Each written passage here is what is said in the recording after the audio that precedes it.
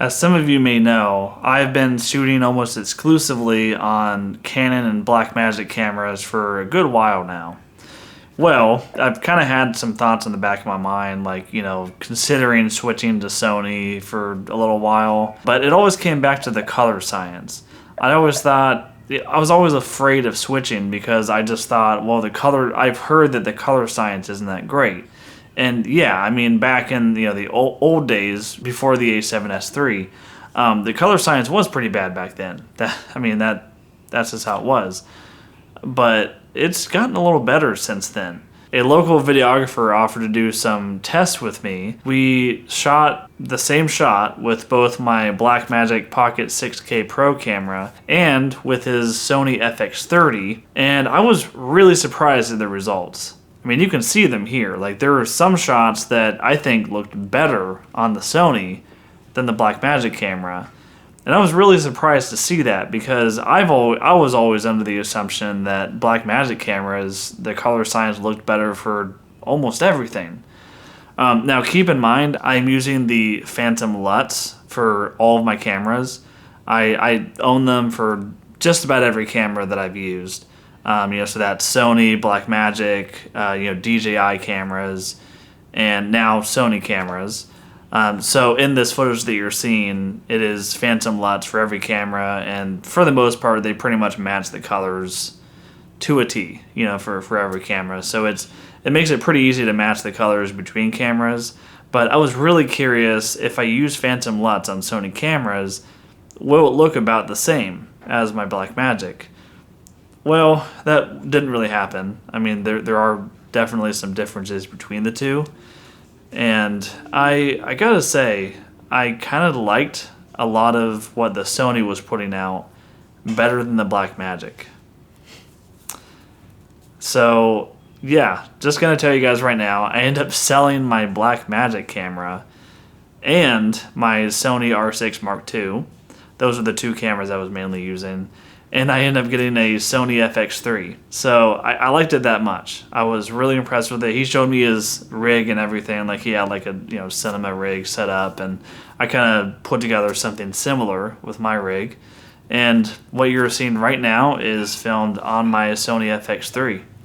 So if you like what you see, I mean, honestly, you can probably get a similar looking shot with the Blackmagic Pocket 6K Pro, but I like this rig. It's very compact. It's easy to film weddings with and events, because that's mostly what I film, is stuff out in the field, running and gunning.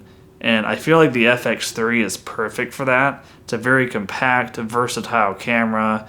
It can be used for pretty much any situation that I need to film in. And while I haven't used it a lot in the field yet, because I just got it, I recognize what it can be good for, and I've talked to a lot of people who have owned this camera, and pretty much all of them talk about how versatile it is. It's very easy to rig in different ways, and I'm very much looking forward to that. Of course, the Blackmagic camera, there were a lot of things getting in the way for me, like how hard it was to rig in a way where the battery didn't block the screen that had the menu on it. I always hated that. That was really getting on my nerves.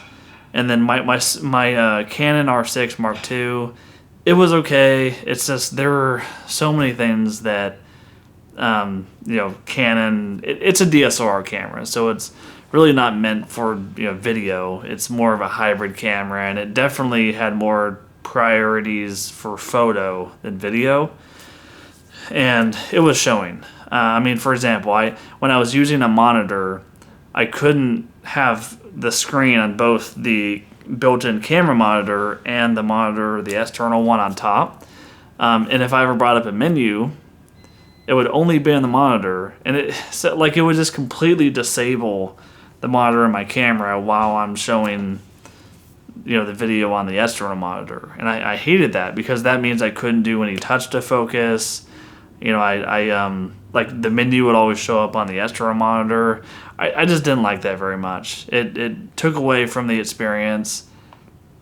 It bothered me. And also, Sony's autofocus system is incredible.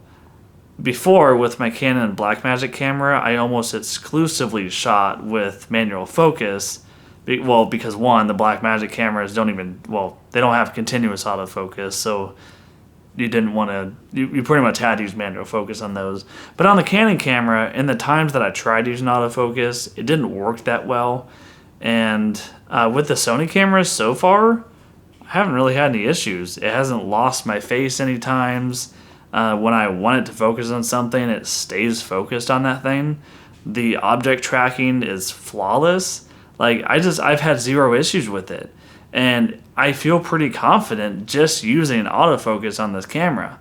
Now, I do have the option of switching to manual focus, of course, but it is really nice knowing that I can safely rely on autofocus. So, of course, I know this camera is not going to be for everyone, but for me personally, for my use case, I think this camera is going to be perfect. And yeah, so I made the switch, and maybe we'll see some videos in the future about how this camera has been for me.